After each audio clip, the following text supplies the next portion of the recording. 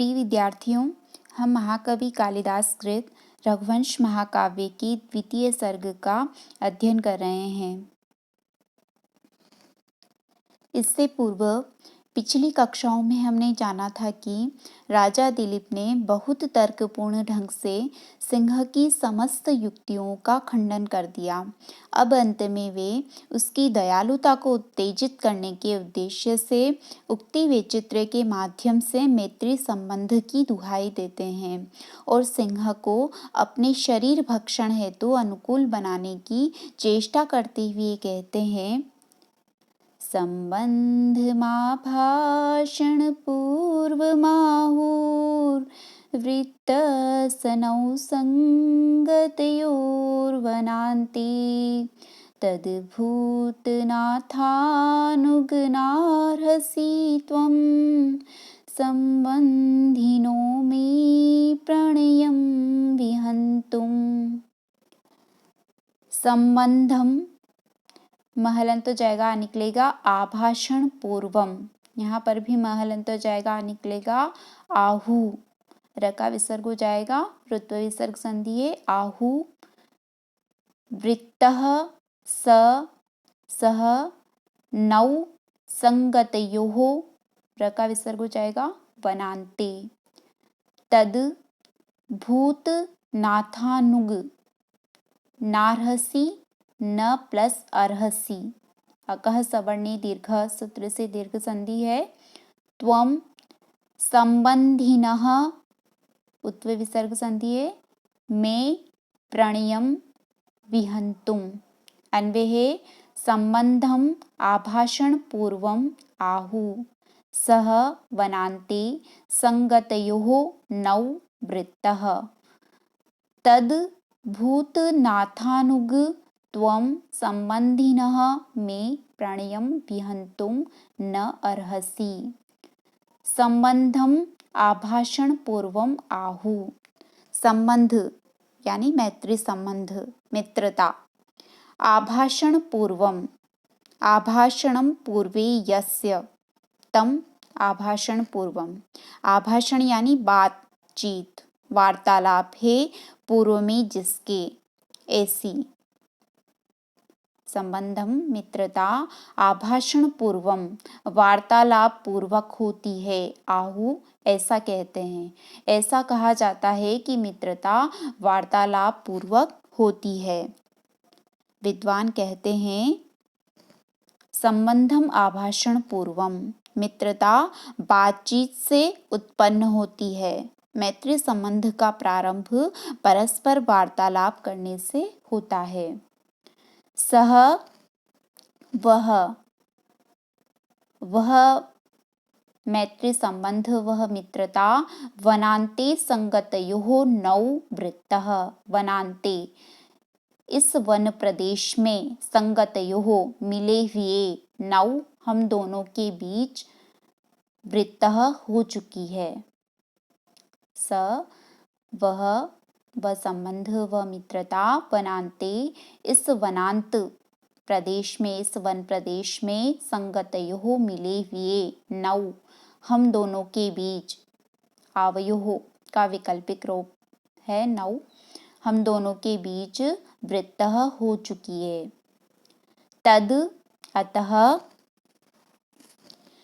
भूतनाथानुग, भूत यानी प्राणी, भूतनाथ समस्त प्राणियों के स्वामी, भूतनाथ।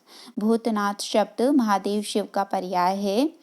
भूतनाथम अनुगच्छति इति भूतनाथानुग, जो भूतनाथ शिव के अनु यानी पश्चात, गच्छति चलता है, महादेव शिव का अनुसरण करता है, वह है भूतनाथानुग, भगवान शिव का सेवक या भगवान शिव का अनुचर। भूतनाथानुग यहाँ राजा दिलीप द्वारा प्रयुक्त सिंह के लिए संबोधन है।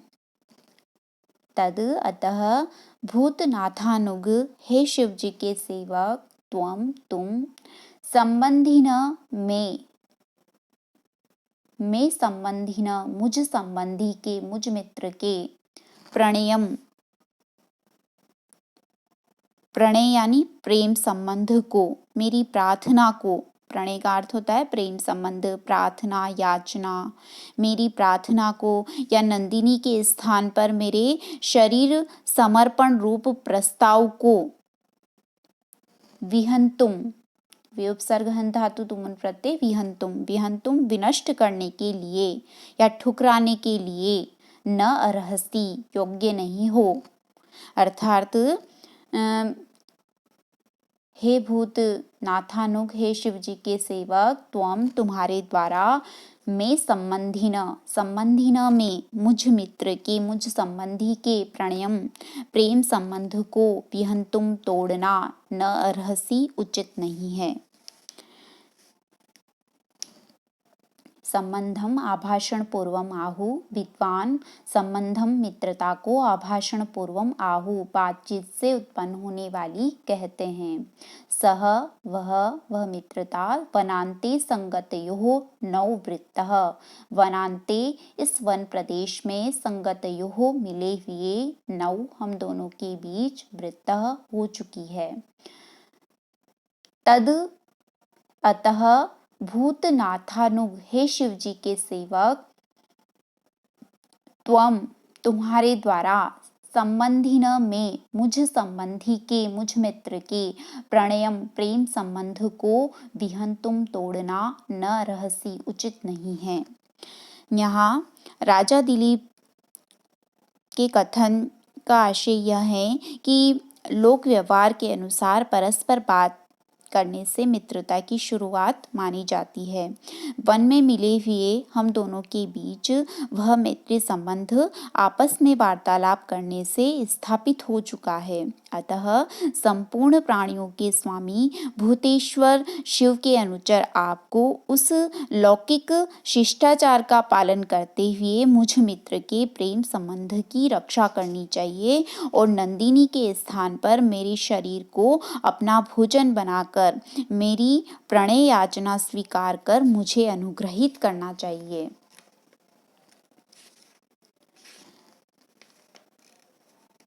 अगले पद्य में महाराज दिलीप पिंडेश्वनास्था खलु भौतिकेषु, अर्थात इन पंच महाभूतों से बने हुए लौकिक शरीरों में मुझ जैसों की आसक्ति नहीं होती। पूर्व में उक्त अपने इस कथन को चरितार्थ करते हुए महाराज दिलीप नंदिनी की रक्षार्थ सिंह के समक्ष अपने शरीर को मांस पिंड के समान समझते हुए समर्पित कर देते हैं। इस प्रसंग का वर्णन करते हुए कवि कुलगुरु कालिदास कहते हैं, तथेति गामुक्तवती दिलीप सद्य प्रतिष्ठम्भ विमुक्त बाहु, सन्यस्त शस्त्रो हरि स्वदेह मुपानयत पिंडमिवामिशस्य। तथेति, तथा प्लस इति, तथेति गुण संधि है। गाम महलन तो जाएगा और निकलेगा उक्तवती, दिलीपः सद्यः प्रतिष्ठम्भ विमुक्त बाहु, सह न्यस्त शस्त्रः हरये स्वदेहम, महलन तो जाएगा और निकलेगा उपानयत, पिंडम यहाँ पर भी महलन तो जाएगा ई निकलेगा इव प्लस आमिषस्य, अकः सवर्णी दीर्घ सूत्र से दीर्घ संधि है। अन्वय है तथा इति गाम उक्तवते हरये सद्य प्रतिष्ठम्भ विमुक्त बाहु, न्यस्त शस्त्रः स दिलीपः स्वदेहम आमिषस्य पिंडम इव उपानयत।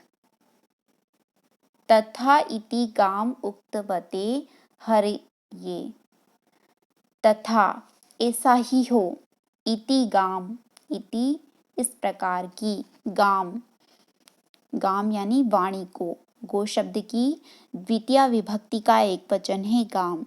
गो शब्द गाय और वाणी दोनों अर्थों का वाचक होता है, किंतु यहाँ यह वाणी अर्थ को प्रकट कर रहा है। तथा ऐसा ही हो इति गाम ऐसी वाणी उक्तवते कहने वाले, वच धातु से तवतु प्रत्यय होकर उक्तवान बनता है। उक्तवते कहने वाले हरिये, हरि, हरि शब्द की चतुर्थी का एक वचन है हरिये। हरि शब्द अनेकार्थक है। यह विष्णु, इंद्र, शिव, ब्रह्मा, यम, सूर्य, चंद्रमा, अग्नि, पवन, सिंह, घोड़ा, बंदर, इंद्र का घोड़ा, कोयल, मोर, तोता, सुवर्ण इत्यादि कई अर्थों का वाचक होता है। यहाँ यह सिंह अर्थ का वाचक है। तो तथा इति गाम ऐसा ही हो, इति गाम इस प्रकार की वाणी को उक्तवते कहने वाले, हरिये सिंह के लिए, सद्य प्रतिष्ठम्भ विमुक्त बाहु, सद्य उसी क्षण, तत्काल, प्रतिष्ठम्भ विमुक्त बाहु, प्रतिष्ठम्भात् विमुक्तः बाहु यस्य, तादृश प्रतिष्ठम्भ विमुक्त बाहु, स्तब्धता से मुक्त हुई, छूटी हुई, बाहु यानी भुजाओं वाला। प्रतिष्ठम्भ का अर्थ होता है स्तब्धता या बंधन, बंधन से मुक्त हुई भुजाओं वाला, प्रतिष्ठम्भ विमुक्त बाहु। जब सिंह ने नंदिनी पर आक्रमण किया, तब नंदिनी की रक्षार्थ सिंह पर प्रहार करने हेतु राजा दिलीप ने तरकस से बाण निकालना चाहा, किंतु उनका दाहिना हाथ बाण से ही चिपक गया, क्योंकि वह सिंह कोई सामान्य सिंह नहीं था, अपितु कुंभोदर नाम वाला भगवान शिव का सेवक था। बाद में राजा दिलीप नंदिनी के स्थान पर अपने शरीर के भक्षण हेतु सिंह को अनुकूल बना लेते हैं। अतः सिंह के अनुग्रह से उनका हाथ स्तब्धता या बंधन से, प्रतिबंध से छूट जाता है और स्वतंत्र हो जाता है। उस प्रसंग में आया है कि सद्यः प्रतिष्ठम्भ विमुक्त बाहु, तत्काल बंधन से छूटी हुई, मुक्त हुई भुजाओं वाला। कौन? सह दिलीपः, वह दिलीप। और दिलीप का द्वितीय विशेषण है न्यस्त शस्त्रः, न्यस्त, न्यस्तानि शस्त्राणि येन, स न्यस्त शस्त्रः। न्यस्तानि, न्यस्त का अर्थ होता है त्याग दिए हैं शस्त्र जिसने, उसे कहते हैं न्यस्त शस्त्रः। न्यस्त शस्त्रः, शस्त्र रहित, स दिलीपः, उस राजा दिलीप ने, स्वदेहम, अपनी देह को, अपने शरीर को, आमिषस्य पिंडम इव, आमिष, आमिष यानी कच्चा मांस, अपक्व मांस को आमिष कहा जाता है। आमिषस्य पिंडम इव, मांस के पिंड की तरह, उपानयत, उपानयत भेंट कर दिया। किसे भेंट कर दिया? सिंह को भेंट कर दिया। तथा इति गाम उक्तवते हरये, ऐसा ही हो, ऐसी वाणी उक्तवते कहने वाले, हरिये सिंह के लिए, सद्य प्रतिष्ठम्भ विमुक्त बाहु, तत्काल प्रतिष्ठम्भ यानी बंधन से विमुक्त छूटी हुई बाहु भुजाओं वाले, न्यस्त शस्त्र, और शस्त्रों से रहित, सदिलीपः, उस राजा दिलीप ने, स्वदेहम, अपने शरीर को, आमिषस्य पिंडम इव, मांस के पिंड की तरह, उपानयत, उपानयत भेंट कर दिया।